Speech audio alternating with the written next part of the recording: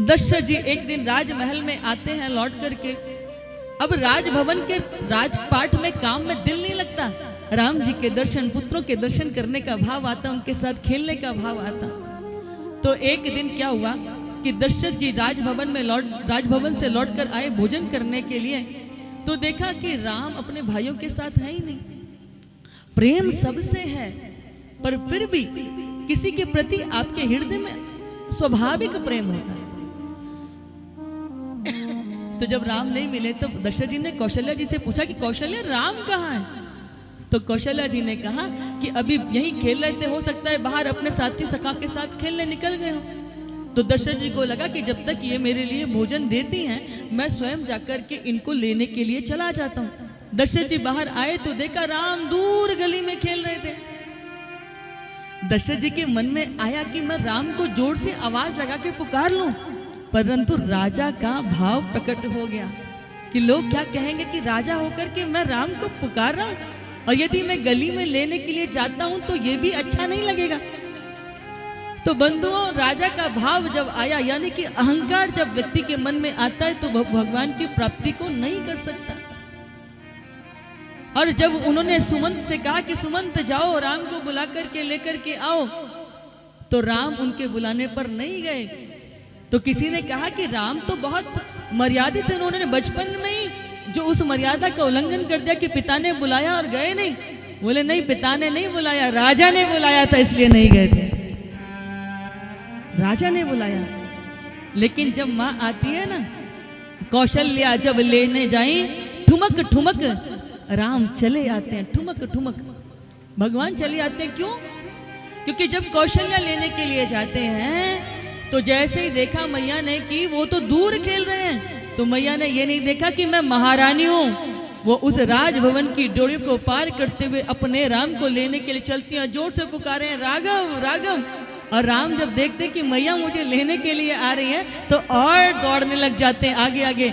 लेकिन माँ देखती है कि राम नहीं आ रहे तो वो पीछे पीछे दौड़ती हैं। राम देखते हैं अच्छा माँ भागी भागी आ रही है तो ये और दौड़ते हैं। तो फिर देखते हैं कि माँ पीछे पीछे आ रही है तो वो क्या कहती है कि राम राघव तुम कितना भी दौड़ लो, जब तक तुम्हें पकड़ नहीं लूंगी मानूंगी नहीं। ये कौन है?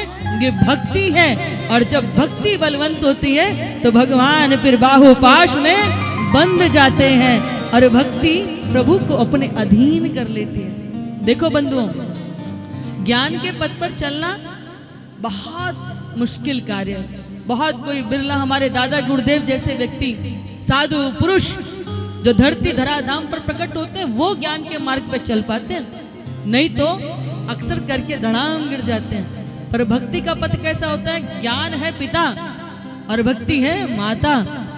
पुत्र चाहे कितना भी मल मूत्र का त्याग कर ले, गंदगी में लेट जाए, माता भोजन भी कर रही हो तब भी उसे घिन नहीं लगती। भोजन का त्याग करके पहले बालक को साफ सुथरा करती है कि कोई देखेगा तो क्या कहेगा, अपने बालक को भी नहीं संभाल सकती। तो माँ जो होती है, भक्ति होती है, वो जैसा भी हो अपने बालक को स्वीकार कर लेती है। भक्ति का पथ में चलना बड़ा आसान है और कली काल में तो भक्ति ही सुलभ है कि नाम कीर्तन के बल पर आप भक्ति को प्राप्त कर सकते हो। और भक्ति क्या है बंधुओं?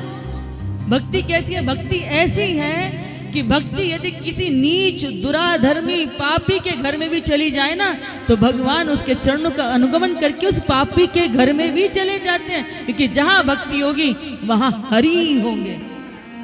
तो कहते हैं ना, बड़ी एक सुंदर सी बात है कि भक्ति यदि जल में मिल जाए तो वो जल नहीं रहता, वो पानी नहीं रहता। वह भक्ति मिलने पर जल क्या बन जाता है? चरणामृत बन जाता है। वही भक्ति यदि भोजन में मिल जाए तो वह भोजन क्या बन जाता है? भगवान का प्रसाद बन जाता है। भक्ति यदि आपके घर में प्रवेश कर जाए तो वो घर मकान नहीं रहता, वह फिर मंदिर बन जाता है। भक्ति यदि आपकी यात्रा में प्रवेश कर जाए तो वह यात्रा आपकी तीर्थ यात्रा बन जाती है। भक्ति यदि व्यक्ति के अंदर प्रवेश कर जाए तो वही व्यक्ति फिर महामानव बन जाता है, क्योंकि भक्ति का प्रवेश हो गया। इसलिए भक्ति को पाना सुलभ है। और भक्ति कहाँ आती है? निर्मल मन जन जो मोहि पावा, सोई कपट छल छिद्र ना भावा। जहाँ निर्मल मन होता है वही मुझे प्राप्त कर सकता है। जहाँ छल छिद्र है, कपट है, धोखा है, मन के अंदर अनेक प्रकार के घृणित भाव भरे हुए हैं, इसलिए वह भगवान को प्राप्त नहीं कर सकता। निर्मल मन प्राप्त कर सकता है, निर्मल मन।